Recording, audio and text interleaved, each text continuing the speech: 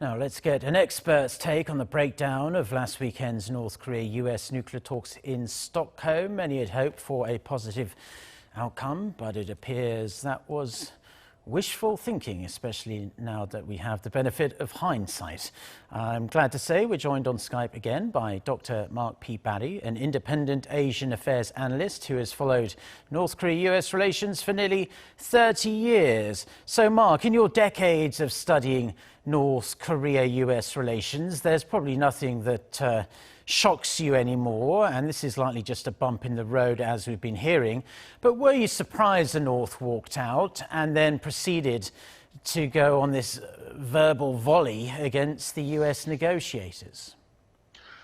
Good morning, Mark. I was surprised, even though it was delineated as a day-and-a-half meeting.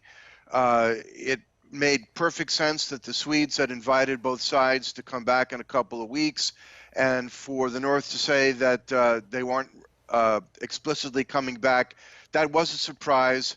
And in fact, it appears that their foreign ministry spokesman's statement released some hours ago was a canned, pre-prepared statement, so they were expecting it.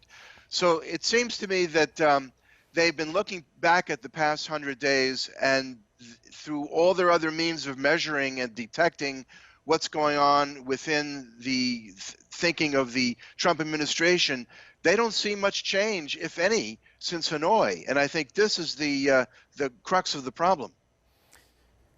Yeah, it could have also been their way of kind of getting back at the U.S. after President Trump so swiftly walked out of the Hanoi summit as well. But the U.S. has agreed to Sweden's proposal that the two sides come back in a couple of weeks to have another go at it. North Korea is yet to commit to doing that.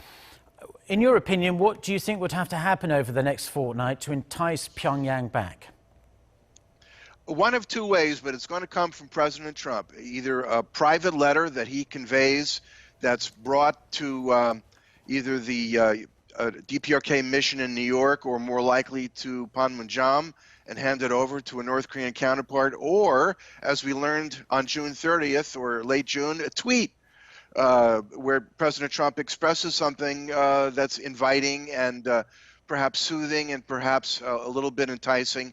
That's the only thing that's going to change. But my perception is that the North Koreans have a lower view of this State Department's negotiating capabilities than did the North Korean diplomats under President Clinton or the North Korean diplomats under George W. Bush. The results are really nothing to write home about at all. Well, in regards to Twitter, let's see if President Trump can take a little bit of time out of his tweeting schedule, where he's attacking the Democrats over this impeachment inquiry, to tweet something out towards North Korea. But getting back to our questions, it really seems that despite this hiccup in Stockholm, both sides would welcome a third summit between their leaders. However, if the lower-level officials like Stephen Biegun and the North Korean delegation can't thrash out something concrete to take to Trump and Kim in the meantime, how do you rate the chances of a third North Korea-U.S. summit being more than just another photo op, especially for Kim Jong-un? I think for President Trump, it's good enough to be essentially a photo op, but as a holding pattern, because from his point of view, ignoring all the other problems he's dealing with, I think that he thinks that, yeah, I can have more summits in 2020. It's no problem. The Democrats will be busy with their primary season, and he doesn't have to worry about anything until the convention in the summer. So he thinks he's got time. The problem is, how do you produce something that would be an agreement worth signing and worth standing on as part of your campaign?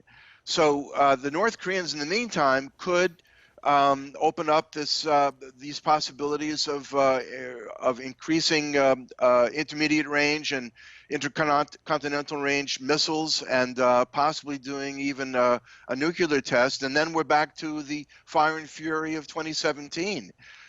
So I think President Trump thinks he's got time. I think Kim Jong-un thinks he does not. And I think that's where we're going to have to see what crunches out of these processes in the coming weeks.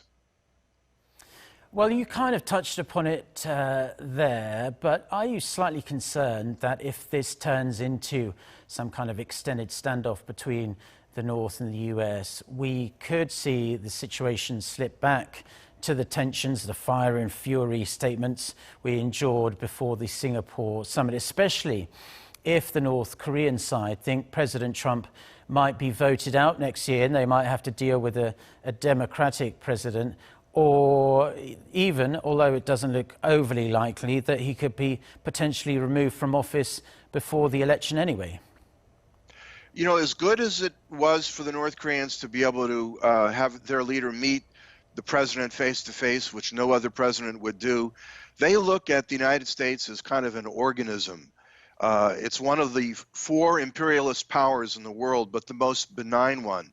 It has a certain global reach that no other country has. So in a sense, they don't care who they're dealing with, but they know there's certain opportunities with President Trump, but they always think that we can outlast the United States. We'll find ways to muddle through.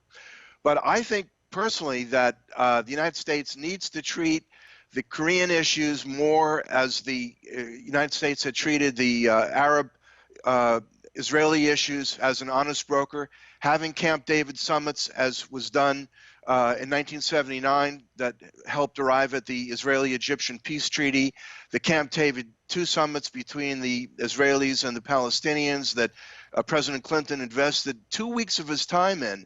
That's how it has to be done. This issue is really no less complicated, and it's extremely serious, even though the United States cannot exactly be called an honest broker. We're really one of the adversaries, one of the combatants under the United Nations command in the Korean War. But nonetheless, it has to be solved at the highest level with a lot of staff support.